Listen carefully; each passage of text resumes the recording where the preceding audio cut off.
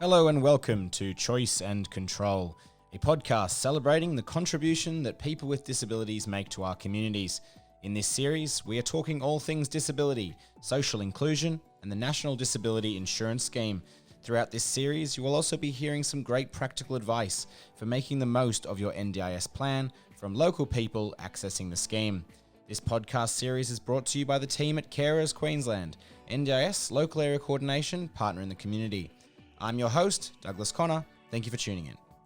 Joining us today is George Arkinstall, the owner of Gardening a Difference, a Brisbane-based gardening company who provide ongoing employment opportunities for young people on the autism spectrum, as well as people with a range of mental health issues. George started his business in 2016 as a way of providing a job for his older brother Harry, who has autism. Since then, George has hired a total of 15 employees, 12 of which are on the autism spectrum, all living with a mental health issue. Today, I chat to George about his business, the benefits of inclusive employment, and his passion for building stronger communities. Well, firstly, George, thank you so much for taking the time to be here today. Yeah, thank you very much for having me. George, you were a personal trainer before starting Gardening a Difference in 2016. Can you tell us what led to that change in career direction? Yeah, well, I actually thought that I would continue being a personal trainer, and that was sort of the career choice I'd made, and I really enjoyed it. And it was also a pretty good precursor to doing what I'm doing now, because I learned a lot of leadership skills and that sort of stuff doing that sort of career path. But at the time, my brother, Harry, had sort of been in and out of work. He'd had two jobs, and neither one of them really lasted very long, unfortunately. And we'd always done gardening for Dad around the house, and so we thought that I'd offer it to a client, and they said, "Oh yeah, look, we'd love to." And then we did a couple more, and then sort of after 6 months, I was doing 1 week of gardening, 1 week of PT, and then it kept growing and growing, and then we had another individual that heard about what we were doing and what I was doing with Harry that wanted to have a go, and sort of the idea of what I wanted to do with the business and where I wanted to take it was growing. And so we kept moving on from there. Very good. So since starting the business, and aside from your brother Harry, you've employed a number of people on the autism spectrum, as well as young people living with a range of mental health issues. Can you tell us how you've worked towards creating a workplace inclusive of people with disabilities? Look, it starts a lot from the fact that I want to. And I think when you're willing and you have that drive, it becomes a lot easier.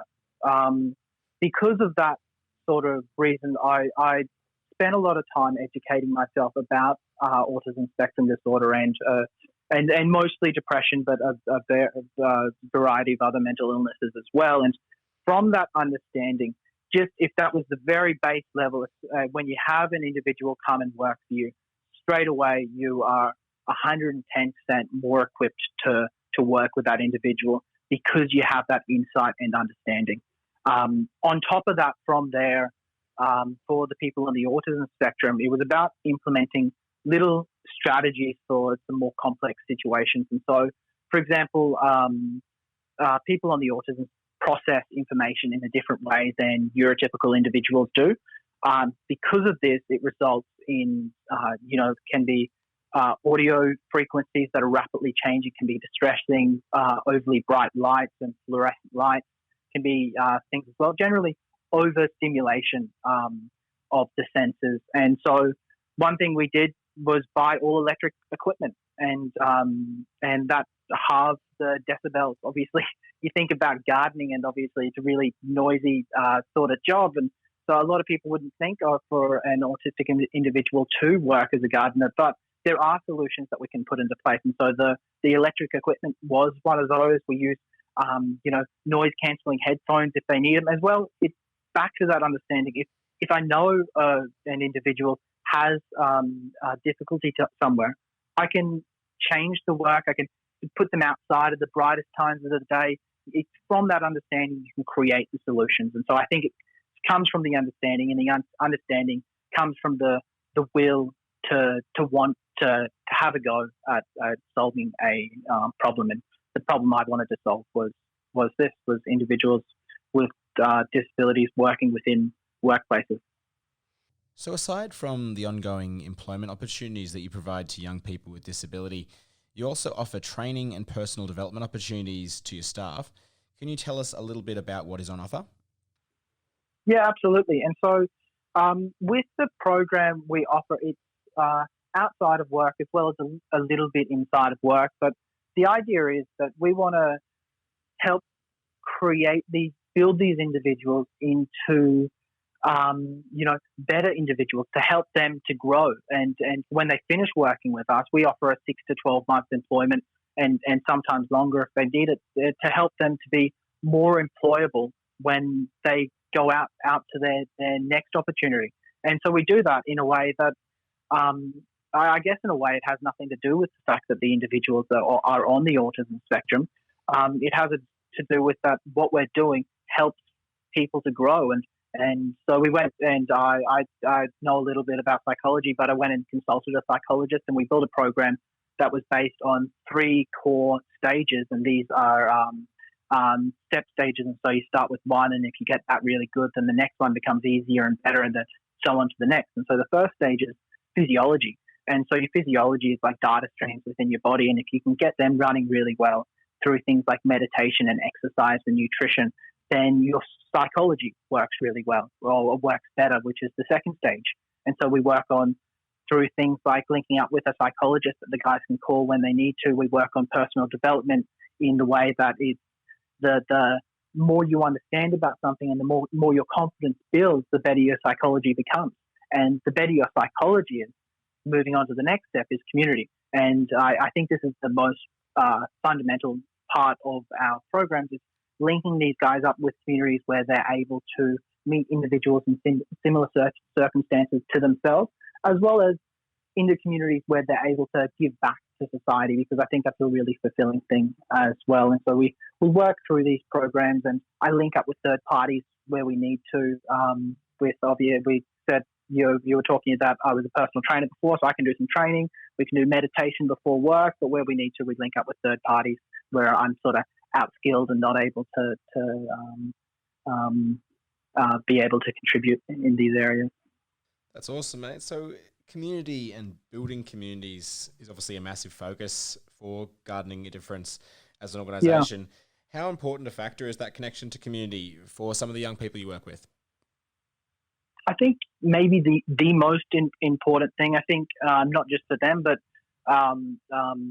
society as a whole, and particularly Western society as a whole. I think, isolation for individuals on the autism spectrum is really high. Isolation for people with mental illness is one of the first stages in the downward cycle that is mental health. And when it starts to decline, when you regress away from your communities and you regress away from your friendship groups and therefore regress away from your support networks. I read a really interesting book, it was a couple of years ago now, but it was called The Geography of Thought, and it talks about the differences between the Eastern and Western cultures. And the primary difference that they sort of looked upon was that the West tended, from Greek society onwards, tended to look in, and so we developed things like science, and we developed the individualistic society that we have, which has worked really well for business, especially in the early days of Western society. But now we're seeing that some more problems created, whereas the West looked out, the East tended to look out, and they actually, because of this, discovered that the moon affected the tides, and that's why the tides were coming in and out hundreds of years before the West ever did. And they also developed more complex societal structures and community groups. And I think if you go to an Eastern country now, you notice these really strong family communities and large communities, and there's such strength in that. And I think the West decline in community involvement is a huge issue, and I think it has a lot to do with why we're seeing rising numbers of mental health, as well as rising numbers of mental health issues and rising numbers of suicide, is because we don't have these tight knit communities anymore, and people don't have those support networks. Human beings are group animals. We're meant to be with other people. That's where you thrive, and I think we need to really go back to that, or proceed with caution. George, after a couple of years running the business, you've now got a great deal of experience in working with and employing people on the autism spectrum, as well as with a range of other disabilities. What advice would you give to other employers considering hiring someone with a disability? Give it a go, right? It's easy. I'd say first, even if you're not considering it, get educated. Start understanding about these things, because when the opportunity arises, if you have that education, you're going to be willing to take the opportunity and you're going to be able to unlock the potential of these individuals. Whereas if you're not understanding what's going on when you're face to face with an individual, it can be quite daunting. Definitely, anything we don't understand can be quite daunting and can be unsettling, and you don't know what to do, and therefore, you feel like it's going to be lots of hurdles to go forward. But if you understand what's going on, then you're going to be willing to take that opportunity. And when you do that, you realize that these individuals, they're not autistic individuals. They're Harry and they're Lockie and they're Sam. They're people with this thing. They're not this thing with a person. And you get to meet those people, and they're such fantastic people. And when you're able to utilize the strengths and hone in on the strengths of these individuals, it's really unbelievable what you can achieve. I think that Gardening a Difference is probably the most attention-detailed gardening service in Brisbane, Queensland, and maybe Australia. And that's because I've been able to figure out, even just be able to look and say, hey, these guys are really good at that. I'm going to focus on that. I'm going to make that our thing. And when you're able to overcome those, not even overcome the host, look past the face value and have that understanding, then you really, you really open up your opportunity to utilize these individuals within your workplace, but you also give these guys a chance that they've been looking for and they deserve. That's a great perspective, George. All too often we hear about the potential barriers or challenges when it comes to employing people with disabilities, but it's not often enough that we hear about the potential value add, the benefits for the business, both from a cultural and an economic standpoint. Yeah, and if you look at organised, I think I saw an article a few months ago about IBM headhunting individuals on the autism spectrum, and because of the logical thinking, I went to a conference in Singapore earlier this year, and there was a speaker, and he talked about how the detailed, focused mind of an autistic individual is the type of mind that you want doing up bolts or something on an aeroplane. You want someone that's going to get it to the millimeter right. You don't want someone that's going to go up and be like, yeah, that's about right. You want that detail, and that can be really great in certain career paths, and a lot of career paths. Certainly there are challenges, there are hurdles, and there are places that it's going to be more difficult. And for each individual, where that's going to vary. But anyone, neurotypical or neurodiverse, needs to focus on their skills. It doesn't matter who you are. And so I think it's just about these individuals doing the same thing and us helping them to do so. Yeah, that's great advice, George. So obviously it's been a huge journey for you personally, and a big journey as well for your business. What are the biggest lessons you've learned? Yeah, it's quite interesting. When I started Gardening a Difference, I guess first I wanted to help Harry, and then I wanted to help more individuals in his situation, and then I realized pretty quickly that it's difficult to help through a business unless I'm running a really good business first. And so I had to sort of take a step back and organize my business and create the operational systems and create the structures. And then I realized that it's really hard to run a really good business unless you yourself is running at 110%. And so I had to take a step back again and look at my own life and work on my functionality. And then the next 3 steps back were the same 3 steps that I work on with the guys. It was community, back to psychology, and then back to physiology, getting all those things right. And so it was quite lucky actually that I started Gardening a Difference, because it led to me learning a lot more about myself and certainly developing myself more than I could have ever imagined that I would by this stage of my life. And George, you've based a lot of your work with Gardening a Difference around 4 pillars, which you say are action, awareness, charity, and inspiration. Can you tell us about how these pillars influence the everyday work of Gardening a Difference? Yeah, absolutely. So the idea of the pillars is that any organization can use these pillars in combination with something that they believe that they'd like to change within society. And so the thing that we wanted to change was the employment opportunities for individuals with autism spectrum disorder and individuals facing challenges with mental health. And we did that, and we picked that, and then we used the three pillars. And so the first pillar, action. The action we took is we started employing these individuals.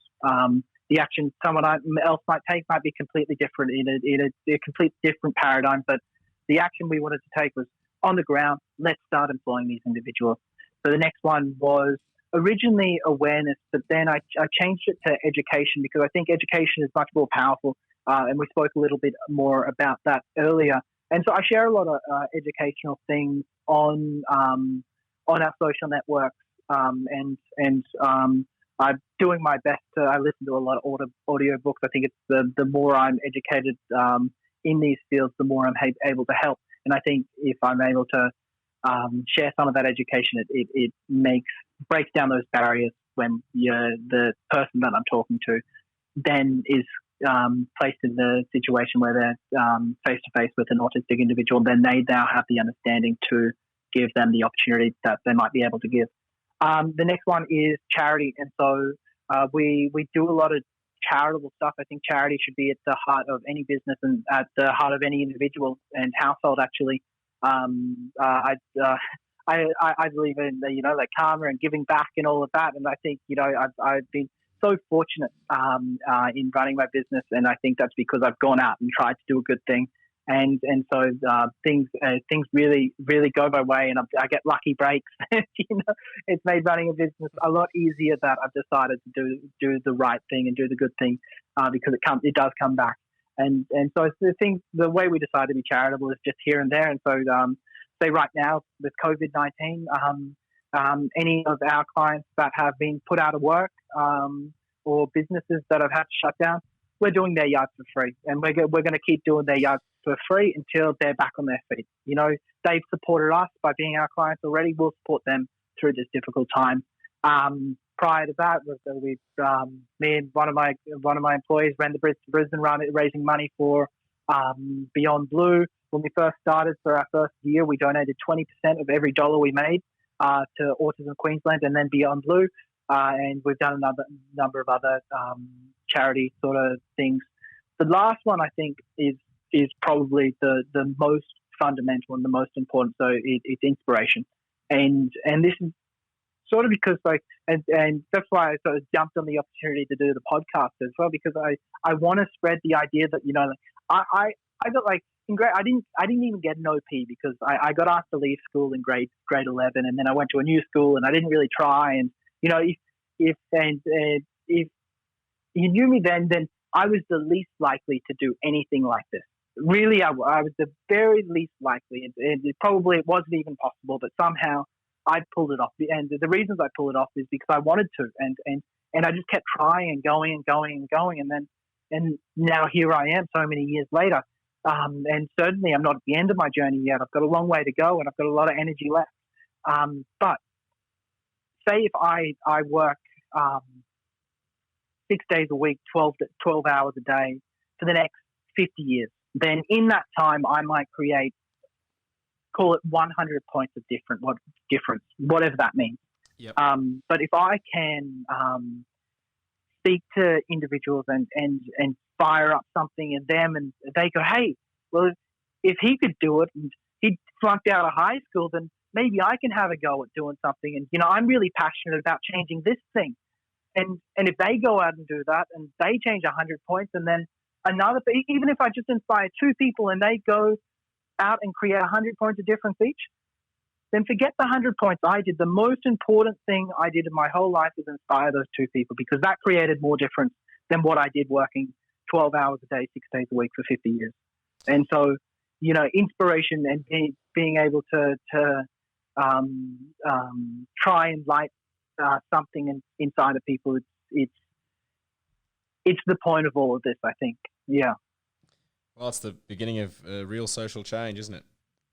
Yeah, exactly right. Exactly. And I think actually society as a whole, I think we're moving in a good direction towards businesses being involved and people wanting to be involved in social change, in not leaving anyone behind, not letting people drop through the cracks, and not letting, I guess, travesties of justice, to use maybe an overstated word, go forward in society. Well, George, it really has been. It's always refreshing to hear your perspective on these things. It's really awesome to see some of the work that you've been able to do locally here in Brisbane and much. further afield. That's all I have to ask you today, but thank you once again for taking the time to chat with us this afternoon. It's been a pleasure. That was George Arkinstall, a local Brisbane business owner leading the charge for inclusive employment. For more information about George's inclusive gardening business, please visit gardeningadifference.com.au.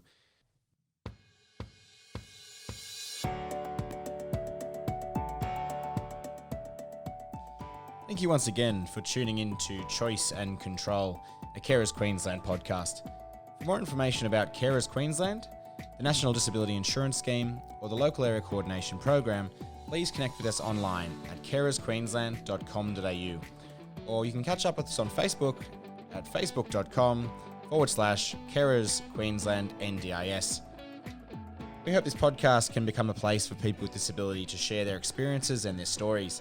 So if you have a story that you think we should know about, please contact us via the Carers Queensland Inquiries line at 1300 999 636 or via email at cq.inquiries@ndis.gov.au.